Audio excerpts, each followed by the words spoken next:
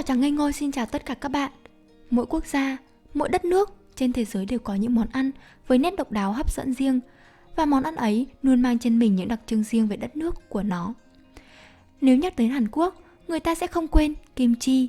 Tới Nhật Bản, mọi người thường nhớ tới sushi. Nhắc tới cà ri, người ta sẽ nhắc ngay đến đất nước Ấn Độ.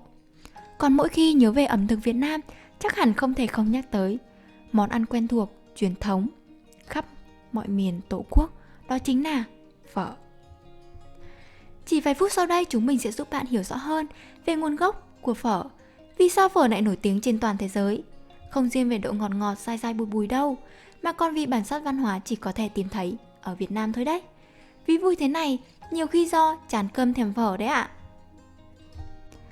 Như chúng ta đã biết, phở là một trong những món ăn truyền thống phổ biến nhất ở Việt Nam từ xưa đến nay. Song có lẽ không ai biết chính xác nó ra đời vào khoảng thời gian nào.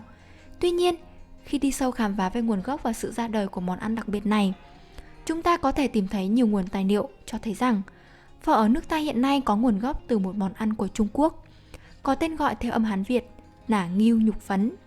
Phở ở Việt Nam ra đời và định hình vào đầu những năm 20 và xuất hiện đầu tiên ở Nam Định và Hà Nội.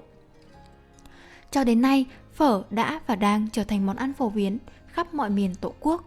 Nhưng có thể nói, phở Nam Định và Hà Nội là mảnh đất có hương vị phở nổi tiếng đậm đà và hấp dẫn nhất.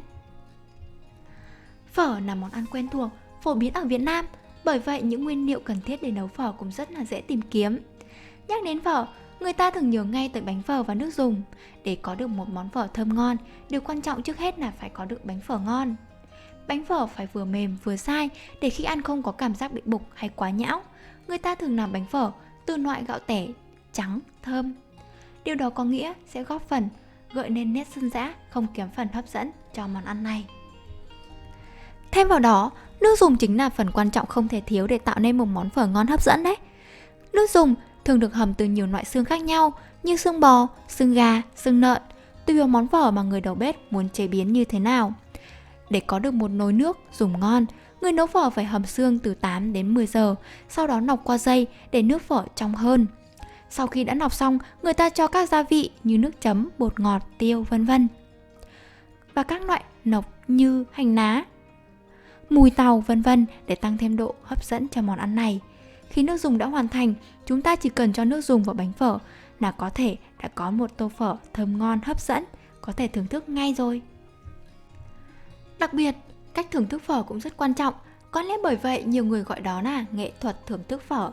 Nhắc đến nghệ thuật thưởng thức phở, ông cha ta từ ngàn đời xưa đã từng có câu: ăn phở phải có giá chanh, ăn cơm phải có rau xanh thịt sườn, câu ca dao.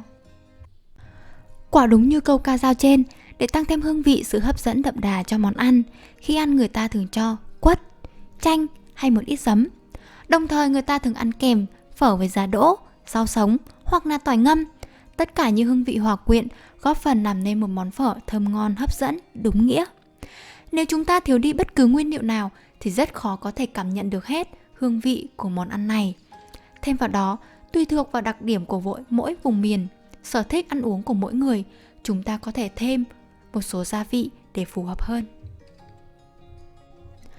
Phở là món ăn bình dị, phổ biến và quen thuộc với tất cả chúng ta, song nó lại có ý nghĩa, vai trò to lớn trong đời sống con người đất Việt. Trước hết, phở là món ăn tổng hòa từ nhiều nguồn nguyên liệu khác nhau nên chúng cung cấp cho chúng ta nhiều giá trị dinh dưỡng như canxi, các loại khoáng chất, các loại vitamin vân vân. Thêm vào đó, phở cũng mang lại giá trị kinh tế cho con người.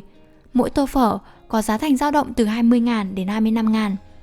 Thậm chí có nhiều nơi là 50.000, 60.000, 100.000, thậm chí là hơn. Đồng thời, phở là món ăn vị trí, linh hồn của ẩm thực Việt Nam, là một trong những món ăn hấp dẫn nhất trên thế giới. Và chắc có lẽ, du khách nước ngoài khi về thăm đất nước Việt Nam, bao giờ cũng thưởng thức món ăn đặc biệt này đầu tiên. Không dừng lại ở đó, phở còn là món ăn xuất hiện nhiều trong các sáng tác văn học, nhạc họa từ xưa đến nay như thơ của Tú Xương, văn của Thạch Nam, vân vân. Hội tụ tất cả những điều tuyệt vời trên, phở là món ăn truyền thống có giá trị đặc biệt trong ẩm thực Việt Nam và ngày càng định hình được vai trò của nó trong nền ẩm thực của thế giới. Nó mang trong mình cái nét đẹp của hồn quê Việt với những sợi phở mềm, dai, ngọt ngọt, đằm thắm cùng nước dùng. Các bạn có thích ăn phở không? Món phở nào bạn yêu thích nhất? Comment dưới đây cho tụi mình được biết nhé. Cảm ơn tất cả các bạn đã lắng nghe và theo dõi. Đừng quên ấn đăng ký kênh để không bỏ lỡ các video khác có thể hữu ích dành cho bạn. Còn bây giờ thì xin chào và hẹn gặp lại các bạn.